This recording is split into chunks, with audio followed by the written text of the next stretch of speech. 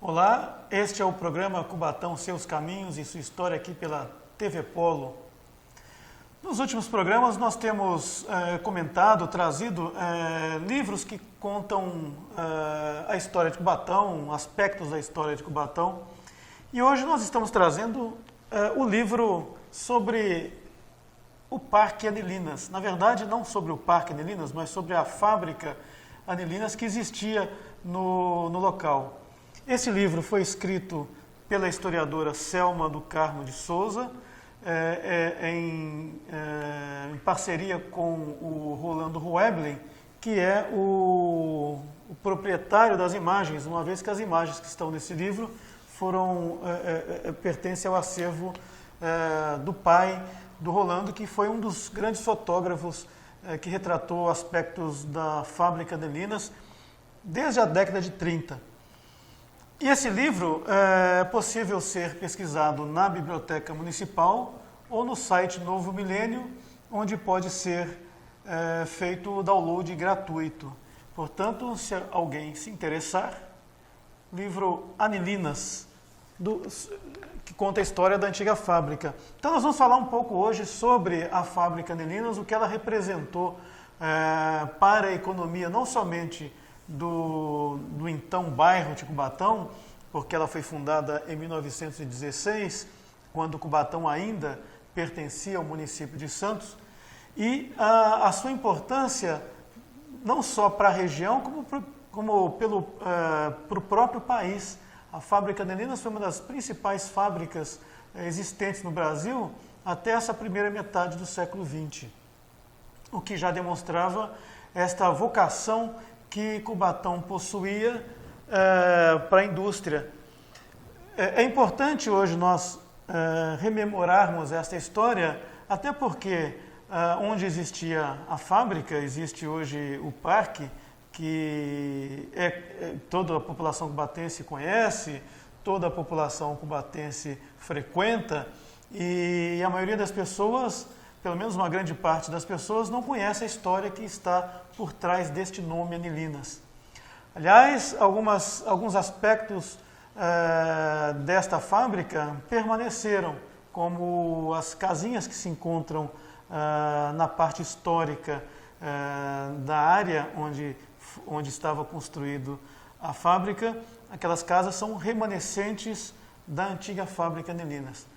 A historiadora Selma do Carmo de Souza, ela conta um pouco dessa história no livro Cubatão, História de uma Cidade Industrial.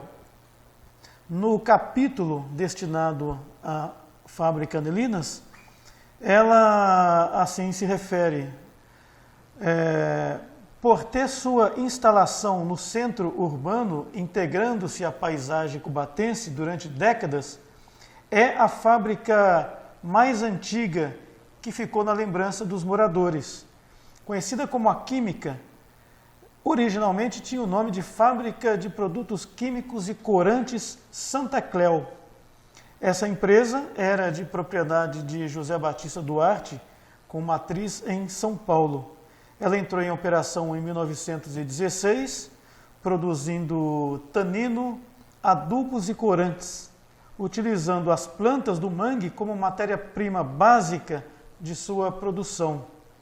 Essa matéria-prima era conseguida facilmente porque a Química, a antiga fábrica, ela tinha uma ligação muito direta com o mangue pelo rio Capivari, que fica logo atrás da fábrica, que ficava nas proximidades da fábrica.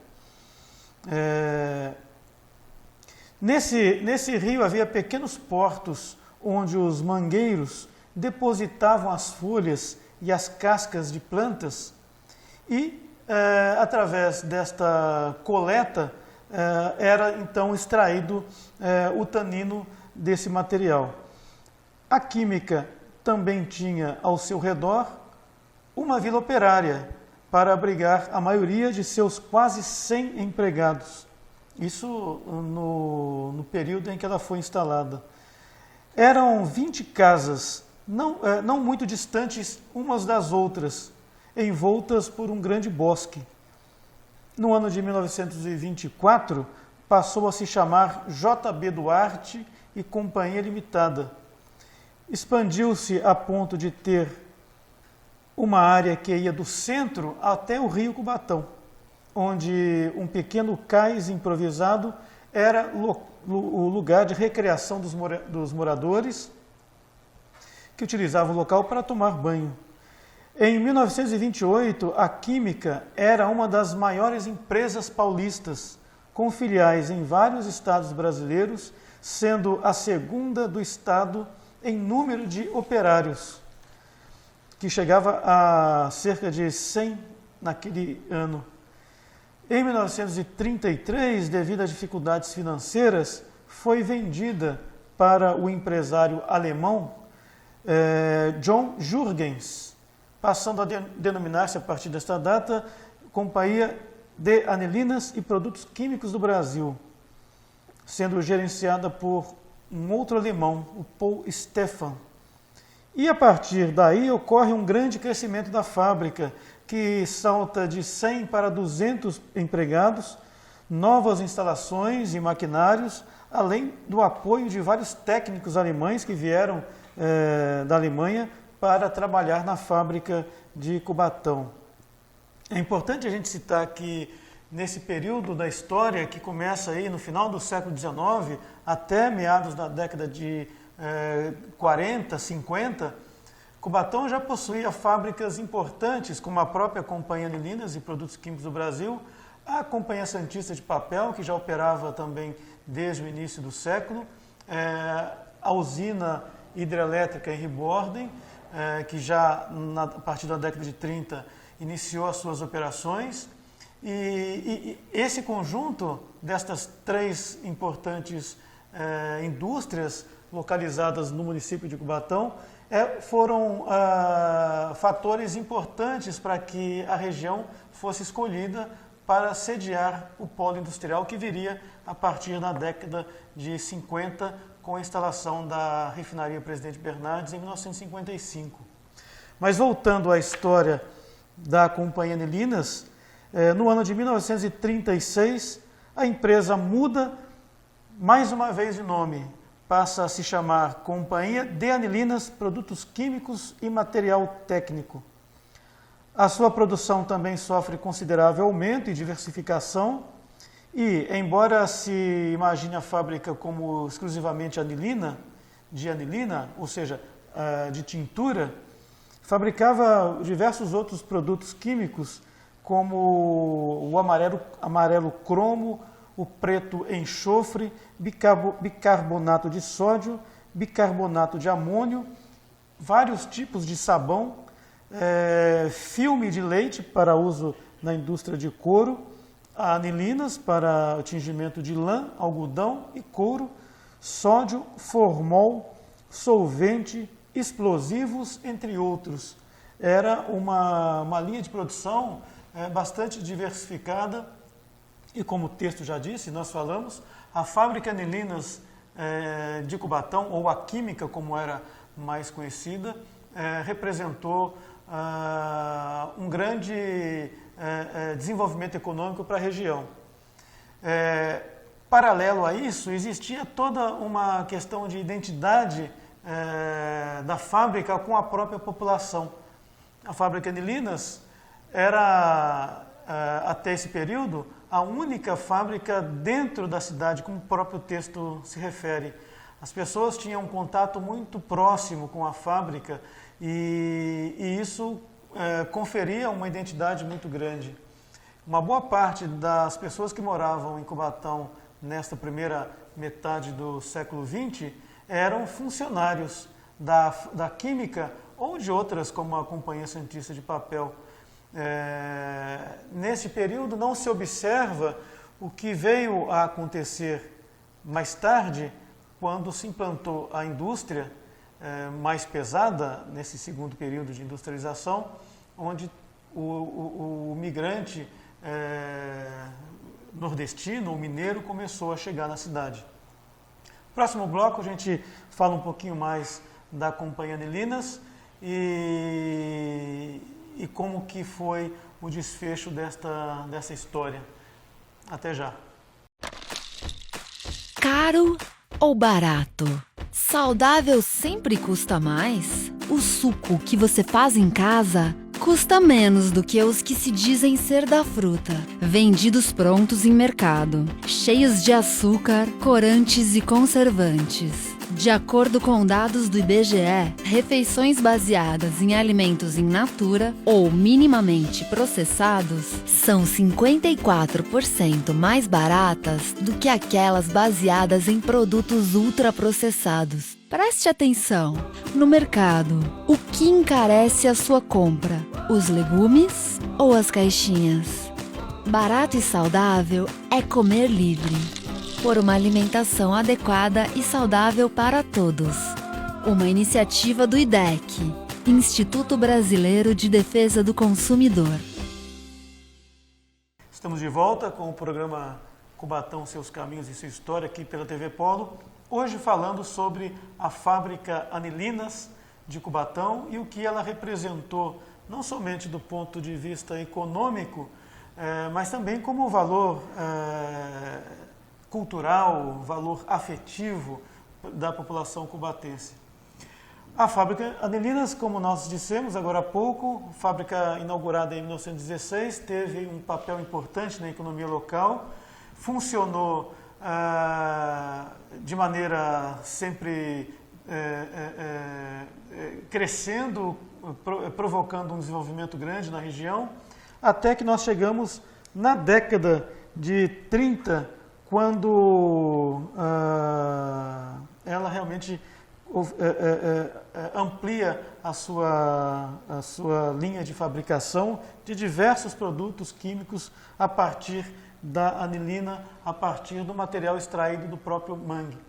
Mas um fato ocorrido um pouquinho antes, melhor, um pouco depois desse período, já na década de 40, provocou a decadência desta fábrica que tanta riqueza trouxe para a cidade. Nós sabemos que no início da década de 30, o mundo, principalmente a Europa, estava em ebulição por diversas questões econômicas e políticas e eclode a Segunda Guerra Mundial. A Segunda Guerra Mundial, ela divide o mundo em duas partes.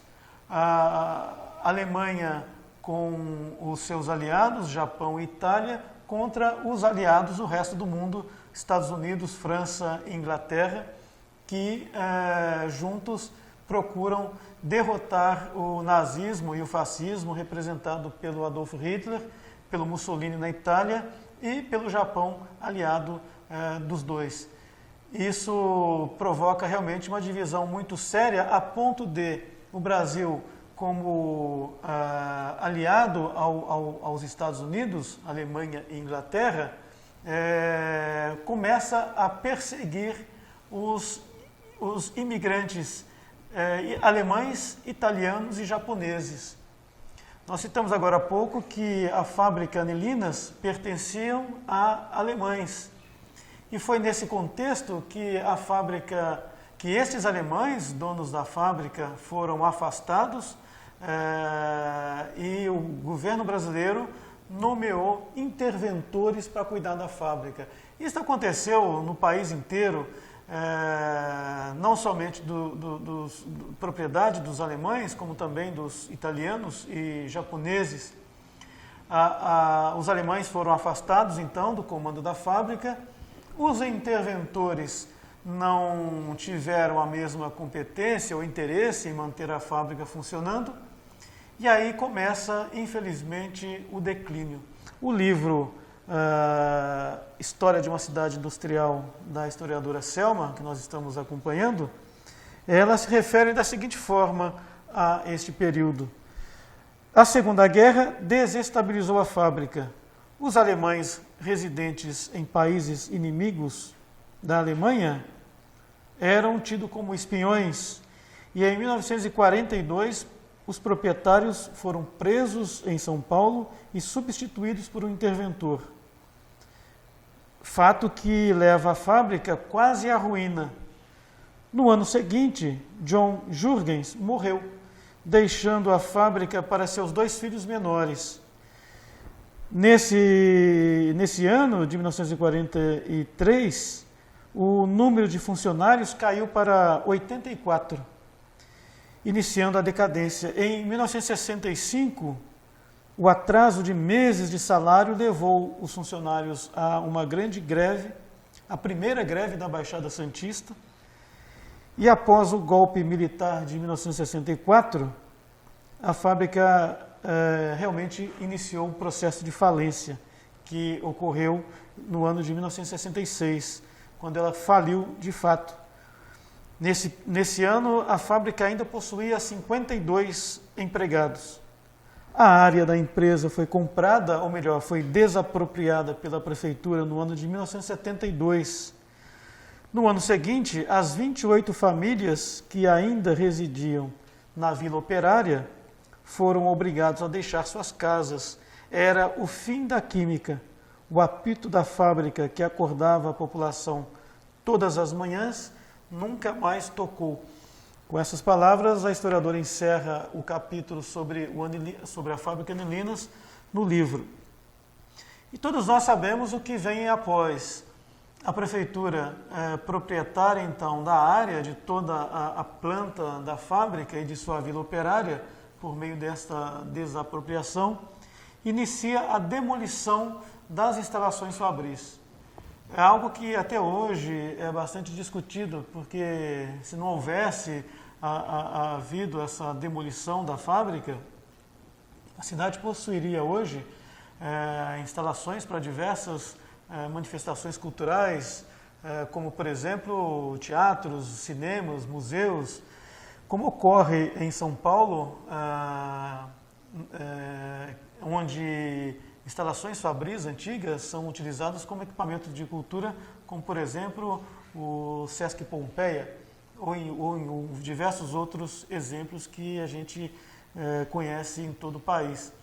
O fato é que a prefeitura demoliu toda a fábrica, mantendo somente o conjunto de 4 casas, onde hoje está instalado a Secretaria Municipal de Cultura, o Conselho Tutelar e o Fundo Social de Solidariedade. São remanescentes desta vila operária e da própria fábrica.